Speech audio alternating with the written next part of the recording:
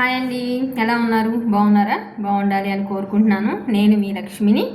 Next అలానే ఈరోజైతే నేను మీతో ఒక టాపిక్ అయితే షేర్ చేసుకుందామనే ఆలోచనతో అయితే చెప్పాను. ఇదైతే ఎప్పుడు కూడా నేను ఇంతవరకు ఈ 1 ఇయర్లో కూడా ఏ రోజు నేను చెప్పలేదనమాట జెంట్స్ గురించి. అలానే నేను చిన్నపిల్లల గురించి చెప్పాను, ఆడవాళ్ళ గురించి ఎక్కువ చెప్తూ ఉంటాను, అన్నీ చెప్తాను. కానీ అలానే at the same time family నడపటానికి ఒక బండికి రెండు ఒక్క ఒక్క ఒక ఒక ఒక ఎద్దు ఆవుతోనో ఒక దున్నపోతుతోనే బండి ఏడవతం సాగదు. రెండు పక్కల అవి ఉంటేనే అది బండి నడుస్తుంది. సో అట్లానే ఆడ మనిషి కుటుంబానికి ఎంత ముఖ్యమో మగ మనిషి కూడా అంతే ముఖ్యం. సో అది మనం చాలామందికి తెలుసు. బట్ కానీ ఏంటంటే ఇప్పుడున్న సొసైటీలో ఎలా ఉందంటే జెంట్స్ అంటే ఇలా ఉండాలి, ఒక మార్క్లా పెట్టేశారనమాట, ఫిక్స్ అయిపోయి జెంట్స్ అంటే ఇలానే ఉండాలి, రాయల్టీ ఉండాలి, డిగ్నిటీ ఉండాలి, మెయింటైన్ చేయాలి, వాళ్ళు ఏడవకూడదు, వాళ్ళు బాధపడకూడదు, ఎన్నున్నా లోపల పెట్టుకుని కుటుంబంలో ఉన్న వాళ్ళ అవసరాలన్నీ తీరుస్తూ ఉండాలి, చేస్తూ ఉండాలి. ఏదైనా ఒక పని చేయలేకపోయినా చెందలేకపోయినా నువ్వు మగాడివైనా దేనికి పుట్టావు, దేనికి చేస్తావు, ఏమనంటే అంటావు, కళ్ళం నీళ్ళు పెట్టుకుంటావు, చేస్తావని చాలామంది అంటూ ఉంటారు. నిజంగా అది చాలా తప్పు. మనం ఆడవాళ్ళమైనా పిల్లలమైనా పెద్దవాళ్ళమైనా మగవాళ్ళమైనా దేవుడు అందరికీ సుఖ సంతోషాలు ఒకేలానే పెడతారు. వాళ్ళు మనుషులే, మగవాళ్ళైనంత మాత్రాన వాళ్ళకి బాధ లేకుండా ఉండదు, వాళ్ళకి ఇంకా ఎక్కువ ఉంటుంది. ఫ్యామిలీని లీడ్ చేయాల్సిన సిచ్యువేషన్ ఉంటుంది కాబట్టి బయట వ్యవహారాలు చూసుకోవాలి, ఇంట్లో వ్యవహారాలు చూసుకోవాలి, అటు ఇటు ఉండే తలనొప్పులు మేనేజ్ చేసుకోవాలి. ఇన్ని మేనేజ్ చేసే టైంలో వాళ్ళకి చాలా డిస్టర్బెన్స్ ఉంటుంది, చాలా స్ట్రెస్ ఉంటుంది.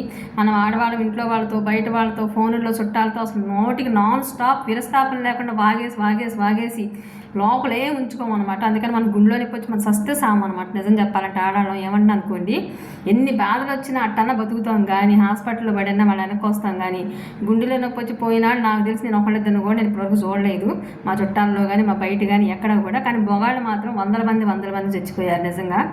సో అది ఎందుకు వస్తుంది ఆ స్ట్రెస్ అంటే వాళ్ళు ఎవరితో చెప్పుకోలేకపోవడం, షేర్ చేసుకోలేకపోవడం. మగాడిగా ఆడిని అడిగేది, ఆడదానికి ఏదైనా చిన్న బాధ వచ్చిందంటే అయ్యో ఏంటమ్మా ఏమైందంటే చుట్టూ చేరిపోతారు జనాలు అమలక్కలంతా. కానీ ఒక మగాడికి కష్టం వచ్చిందంటే ఏంటి అని అడిగి కూర్చోబెట్టి మాట్లాడే వాళ్ళు చాలా తక్కువ మంది ఉంటారు. ఈవెన్ జెంట్స్లో ఉండే ఫ్రెండ్స్ కూడా ఎంతవరకు ఎట్లా ఉంటారనేది తెలియదు. సో అర్థం చేసుకోవాలి ప్రతి ఒక్కళ్ళం కూడా. మనుషులు దేవుడు మనుషులను ఎలా పుట్టించాడు, ఆడవాళ్ళైనా మగవాళ్ళైనా పిల్లలైనా సేమ్ ఒకేలా ఉంటుంది. సో కొంతమంది చెప్పుకోగలుగుతారు, కొంతమంది చెప్పుకోలేకపోతారు. వాళ్ళ స్ట్రెస్ అనేది వాళ్ళకు ఉంటుంది. అది ఏ రిలేషన్ అయినా అయ్యి ఉండొచ్చు. కొంతమంది ఓపెన్ అవ్వలేక భారీగా స్ట్రెస్ ఫీల్ అయ్యి అలా సైలెంట్గా ఉండే వాళ్ళు ఉంటారు. అలా ఉన్నంత మాత్రాన అలాంటి వాళ్ళని దగ్గర కూర్చోబెట్టుకుని, అది ఎలాంటి రిలేషన్ అయ్యి ఉండొచ్చు, అది తండ్రి అవ్వచ్చు, లేకపోతే అన్న అవ్వచ్చు, తమ్ముడు అవ్వచ్చు, బాబాయ్ అవ్వచ్చు, లేకపోతే పిల్లలు అవ్వచ్చు, ఎలాంటి తాత అవ్వచ్చు, ఎవరైనా భర్త అయ్యి ఉండొచ్చు, ఏది రిలేషన్ అయినా అయ్యి ఉండొచ్చు. అలాంటి వాళ్ళు నిజంగా అంత గుంభరంగా ఉంటూ స్ట్రెస్ ఫీల్ అవుతున్నారు అంటే వాళ్ళని కూర్చోబెట్టి మోటివేట్ చేసి ఏంటమ్మా నీ బాధ ఏంటి, ఏంటి నాన్న అని అడిగి చూసి తీసుకుని దాని దగ్గర సొల్యూషన్ 100 సార్లు మాట్లాడితే వాళ్ళే చెప్తారు. వాళ్ళకి స్ట్రెస్ రిలీఫ్ అయితే గుండెపోటులు తగ్గించే సెక్షన్ నిజంగా తగ్గిపోద్ది. ఇప్పుడు నిజంగా సొసైటీలో అసలు ఎంతమంది విడోస్ ఉంటున్నారంటే హార్ట్ స్ట్రోక్స్ వచ్చి చనిపోయిన భర్తలు బోర్డు చాలామంది ఉన్నారు.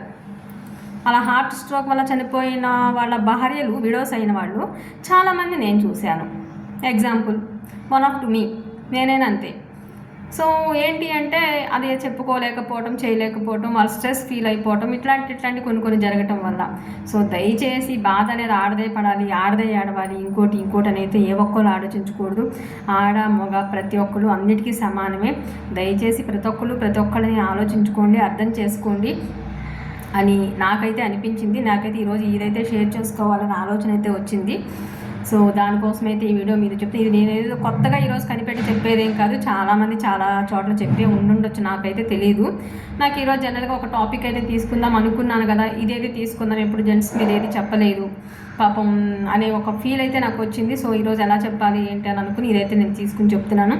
దీంట్లో ఏదైనా తప్పులు ఉంటే చేస్తే నేను మాట్లాడిన విధానంలో దయచేసి నన్ను ఒక మీ బిడ్డగా, మీ ఇంట్లో ఆడపిల్లగా నన్ను అయితే బ్లెస్ చేయండి. సో ఇక మీదటైతే ఎవరైనా సరే ఒక మగ మనిషిని ఆడముండల్లో ఏడుస్తా కూర్చున్నావేంటి, లేకపోతే ఇంకోటి మొగాడైన బయటికి చెప్పుకోవడం ఏంటి, మొగాడివైన నువ్వు చేయలేకపోవడం ఏంటి, మొగాడివైన నువ్వు సంపాదించలేకపోవడం ఏంటి, మొగాడివైన నువ్వు తేలేకపోవడం ఏంటి, ఇంకా నీ బతికేందుకు, ఇలాంటి వర్డ్స్ యూజ్ చేసేవాళ్ళు చాలామంది ఉంటారు. అది తల్లి అవ్వచ్చు, భార్య అవ్వచ్చు, అక్క అవ్వచ్చు, ఏ రిలేషన్ అయినా చాలామంది దగ్గర నేను కూడా స్వయంగా విన్నాను. చాలా చుట్టుపక్కల వింటుంటాం కదా జనరల్గా పల్లెటూరులో. సో దయచేసి అలాంటి వర్డ్స్ అయితే ఎవరు యూజ్ చేసి ఆ మగ మనిషిని, ఇంటికి ఎవరైతే ఆయువు పట్టు మగ మనిషి, ఆ మగ మనిషికి ఏదన్నా తేడా వచ్చి హెల్త్ ఇదైంది ఆ కుటుంబం చెల్లాచెదరనమాట. ఎలాంటి వాళ్ళైనా సరే వాళ్ళు అలా పక్కన అలా ఉంటే ఆ కుటుంబం ఉండే నిండుదనం చాలా వేరుగా ఉంటుంది. సో దయచేసి కూర్చుని మాట్లాడటానికి ప్రయత్నించండి. లేదు వాళ్ళకు వచ్చినట్టు వాళ్ళు చేసుకుంటారని వదిలేసేయండి తప్ప తేలిగ్గా తీసి పడేసేసేయవద్దు. ఎవరి బాధని కూడా అర్థం చేసుకోండి. ఇంట్లో మనుషులు చనిపోయే స్టేజ్కి అయితే మనం ఎవరం కూడా తెచ్చుకోవద్దని నేనైతే ఒక ఆడపిల్లగా మీ అందరికీ జస్ట్ షేర్ చేసుకుంటున్నాను. Please watch it. Thank you.